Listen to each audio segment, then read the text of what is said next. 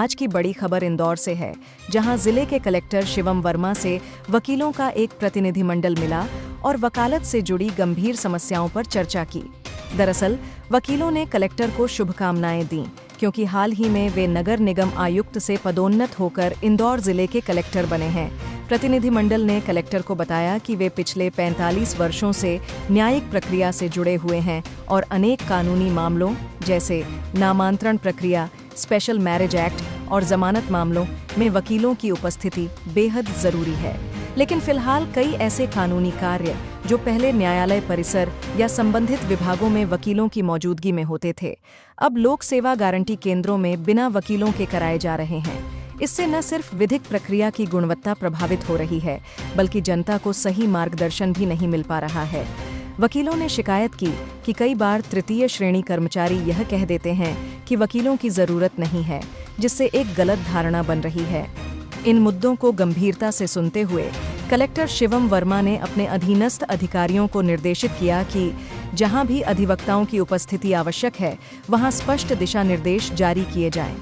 Collector ने आश्वासन दिया कि विधिक प्रक्रिया में अधिवक्ताओं की भूमिका का सम्मान किया जाएगा और उनकी उपस्थिति सुनिश्चित की जाएगी। कुल मिलाकर इंदौर में विधिक प्रक्रिया को लेकर वकीलों और प्रशासन के बीच यह चर्चा बेहद अहम रही। अब देखना होगा कि आने वाले समय में इन दिशा निर्देशों का पालन कितनी गंभीरता से किया जाता है। इसी के साथ फिलहाल के लिए इतना ही। आप देखते रहिए जोड़ाडर हेडलाइंस, जहां खबरें होती हैं सबसे तेज और सबसे सटीक।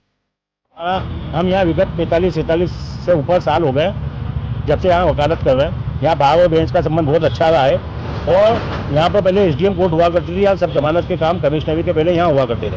अभी वर्तमान में यहाँ पर मैरिज एक्ट का काम बचा है, नामांतरण का काम बचा है और अन्य जो कानूनी काम है वो बचे हुए हैं। तो इनमें आजकल लोक सेवा गारंटी केंद्र हो गई है। हम चाहते हैं अच्छा लोक सेवा गारंटी बच्ची जनता को सुविधा मिली है, लेकिन जहाँ भी एक्ट है, कानून है, विवाह अधिनियम है, स्पेशल मैरिज एक्ट है 1955, इसमें वकीलों को आवश्यकता पड़ती है। बिना वकीलों के कोई एक्ट नहीं लग सकता है, ना कानून के हिसाब से काम किया जा सकता है। आज कलेक्टर साहब से मुलाकात हुई, बहुत अच्छा लगा और इस प्रकार कलेक्टर साहब ने भी हमें रिस्पांस दिया है। जब कलेक्टर साहब को हमने बताया कि यहाँ पे कई समाधान कक्ष के कर्मचारी जो तृतीय श्रेणी कर्मचारी भी नहीं, अस्थायी है, उनके द्वारा हाईकोर्ट और जिला कोर्ट के जो वकील आते हैं, हमारे यहाँ के जो वकील आते हैं, इनको बोल दिया जाता है कि इसमें वकीलों की आवश्यकता नहीं है। और जो नामांतरण में वकीलों लगते हैं रेवेन्यू के, उनको भी बोल दिया जाता है कि नामांतरण में, विवादित नामांतरण में वकीलों की जरूरत नहीं है। वो कोई भी नामांतरण हो, चाहे विवाह अधिनियम हो, चाहे जिला बदल हो, हर किसी में वकीलों की आवश्यकता पड़ती है। तो अभी कलेक्टर साहब को अवगत कराया तो कलेक्टर साहब ने इसको गंभीरता से लिया और हमारे समक्ष अपने अधीनस्थ अधिकारियों को निर्देश दिए कि यह वकीलों की उपस्थिति होना चाहिए और इसके संबंध में जो इसको अनाधिकृत कर रहा है उसको थोड़ा इसके संबंध में समझाया जाए। आपका नाम? प्रदीप होलकर, एडवोकेट, संयोजक, कलेक्टोरेट अभिभाषक व्यवस्था समिति।